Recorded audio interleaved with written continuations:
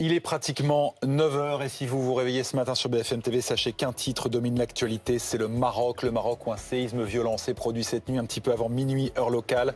Séisme dont on a appris il y a quelques minutes qu'il avait d'ores et déjà fait 632 morts, 329 blessés. Bilan provisoire, séisme d'une puissance évaluée à 7 sur l'échelle de Richter. L'épicentre se situe dans la province d'Al Aouz. On est au sud de Marrakech, la région extrêmement touristique. Alors on a ressenti ce séisme. Il y a eu des effondrements d'immeubles, notamment à Marrakech, bien sûr, mais on l'a ressenti aussi à Agadir, à Casablanca, à Rabat, à Essaouira. Selon les médias locaux, c'est le séisme le plus important qu'ait connu le pays. Les images et les témoignages compilés par Clément Gauvin. Désorientés, dans une rue envahie par la poussière, ses habitants tentent de se mettre à l'abri, alors que certains immeubles s'effondrent. Cette nuit, il est aux alentours de 23 h quand un puissant séisme d'une magnitude de 6,8 touche le Maroc et la ville de Marrakech. Semant la panique dans la population et provoquant de nombreux dégâts dans le centre-ville, comme sur la célèbre place Jemaa El Fna et sa mosquée désormais en partie détruite.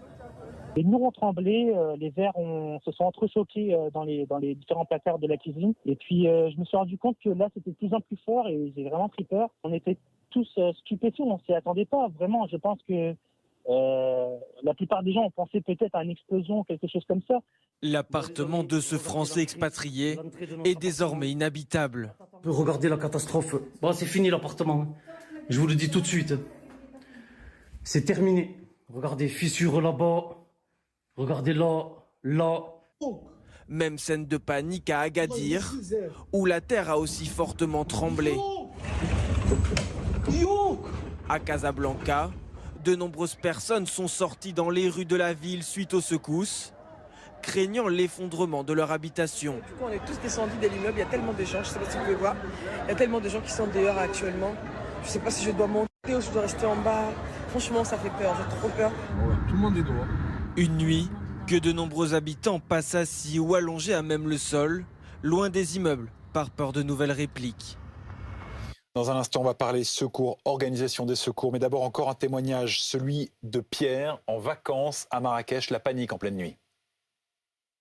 Il était à peu près 23h, 23h15 et l'immeuble s'est mis à trembler. Donc, n'étant pas habitué, bien sûr, au tremblement de terre, on s'est demandé ce qui s'est passé et on a très vite compris. Donc, l'immeuble a tangué un peu. On a vu aussi également dans les couloirs, les vases, les fenêtres étaient brisées. Donc, on est vite parti, même en petite tenue, malheureusement, dans les jardins de l'hôtel, tout comme tous les clients de l'hôtel. Il y avait au moins 200 personnes.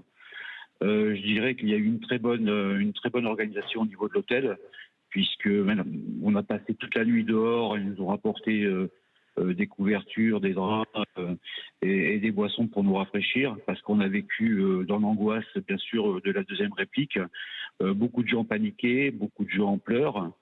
Sur les coups des 4h30 du matin, on a eu l'autorisation de remonter dans nos chambres. Je vous avoue que très peu de personnes sont remontées dans les chambres, parce qu'il y a toujours cette angoisse qui est là.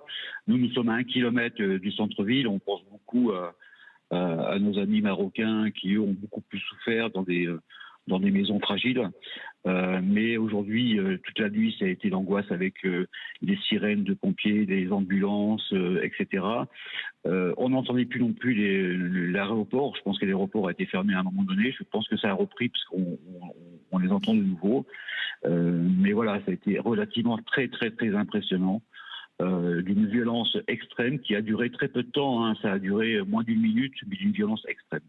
Alors Pierre, on va dire où vous étiez, parce que c'est important de rassurer aussi les gens qui ont de la famille en ce moment à Marrakech. Vous êtes à l'hôtel Le Méridien, qui manifestement est toujours debout. Le bâti est dans quel état? Est-ce que le bâti a souffert?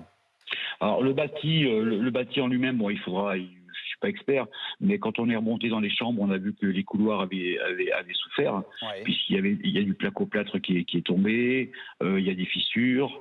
Voilà, donc, mais le bâtiment, lui, il tient debout. Juste pour information, il y a un hôtel aussi qui est en face de nous, qui s'appelle le Savoie. Donc on a également été au Savoie et c'est exactement la même chose. Tous les gens ont dormi dehors avec interdiction de remonter dans les chambres. Voilà, donc, mais ça a été, nous, de notre côté, on peut pas dire qu'il y ait des bâtiments effondrés ici, de ce côté, à 1 kilomètre de la place, mais de l'autre côté de Marrakech, après la place, il y a pas mal d'immeubles qui sont effondrés. Racontez-nous justement, est-ce que vous avez pu aller voir, vous éloigner un peu de l'hôtel? Nous, on voit les images qui nous parviennent, on a vu ces immeubles qui se sont effondrés comme des châteaux de cartes. À quoi ressemble Marrakech là ce matin? Alors, on ne peut pas y accéder pour l'instant, puisque moi, cette nuit, je me suis promené aux alentours de l'hôtel. Il y avait la police qui bloquait la principale direction pour aller justement dans le centre-ville, pour laisser certainement le passage pour les ambulances, les pompiers et la police. Donc, pour l'instant, on n'a pas accès pour aller directement dans le centre-ville. Est-ce que vous pouvez nous décrire ce matin l'atmosphère qui se dégage? Oh, l'atmosphère est assez lourde. Beaucoup de gens toujours paniqués. D'abord, il y a même des personnes, des clients qui n'osent toujours pas rentrer dans leur chambre, qui sont toujours dehors. Et puis, je pense aussi, pour avoir discuté cette nuit avec des Marocains de souche, je pense que les autorités ne s'imaginaient pas un jour que cela pouvait arriver sur Marrakech. Ils me disaient qu'il y avait quelques secousses de temps en temps, mais pas de cette ampleur. Donc, je pense qu'il y a eu un petit mouvement de panique au départ. Et aujourd'hui, je pense que ça va s'organiser. Mais je pense, pour avoir un ami aussi qui vit dans le centre-ville de Marrakech, qui n'a rien eu du tout, il me dit il y a pas mal de bâtiments effondrés. Donc, je pense qu'il va y avoir aussi des secours et des recherches à faire. Est-ce que vous avez ressenti, Pierre, parce qu'on sait que c'est le risque dans ces cas-là, des répliques depuis la secousse initiale? Alors, il y a eu une réplique, mais on l'a pas, ça n'a rien à voir avec ce qu'on a subi hier soir à 23h. Bon, après, on nous dit que les répliques, ça peut être dans quelques heures, dans quelques jours, dans quelques semaines. Oui. Bon, voilà, mais je ne pense pas que ça fasse comme ça a pu faire hier soir. On a vu que les hôpitaux également avaient fait des appels au don du sang. Il y a une solidarité qui s'organise là sur place? Oui, ça s'organise. Donc, il y a eu un appel au don qui a été fait en urgence. Donc, la preuve qu'il doit y avoir de nombreux blessés. Un mot aussi de l'organisation des secours, parce qu'on sait à quel point la rapidité d'intervention est importante en cas de tremblement de terre. Pierre, on a bien compris que vous ne pouviez pas trop sortir de l'hôtel où vous vous trouviez, mais est-ce que vous avez pu entendre peut-être les sirènes qui se déclenchaient? Oui, toute la nuit, les sirènes ont sonné. Beaucoup d'ambulances, beaucoup de la police qui sécurisait bien sûr le passage des ambulances, les pompiers également. Donc, mais on a entendu ça toute la nuit. Voilà pour ce témoignage de Pierre, et on entendra d'autres témoignages tout au long de la matinée. Bonjour Éric Zipper, vous êtes président du Corps mondial de secours et secouriste lors des grandes catastrophes naturelles. Vous allez nous expliquer dans un instant l'enjeu, l'organisation pour les secours dans ce genre de cas. Mais avant, le séisme a eu lieu à 23h11, il est 9h08. Le bilan est de 632 morts. On sait à cette heure qu'il y a encore un certain nombre de villages, parce que l'épicentre est dans les montagnes du Haut-Atlas. On sait qu'il y a un certain nombre de villages qui sont encore inaccessibles. Par rapport à votre expérience, on peut redouter un bilan encore bien plus lourd? Malheureusement, oui, parce qu'on a quand même plusieurs choses qui jouent en défaveur. C'est effectivement l'heure de tremblement de terre, c'est toujours le pire quand c'est la nuit, puisque les gens sont chez eux.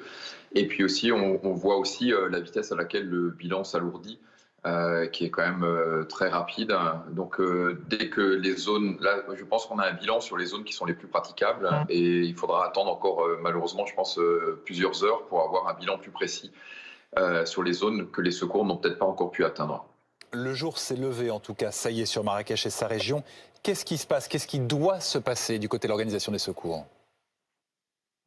Ce qui doit se passer, c'est ce qui se passe, c'est vraiment un inventaire de la cartographie, savoir les endroits qui sont les plus touchés, établir les priorités dans les besoins, répartir les secours en fonction de ces besoins-là.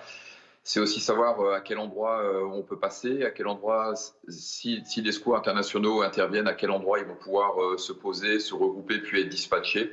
Donc c'est vraiment là, on est dans une phase de recensement et d'organisation du pays.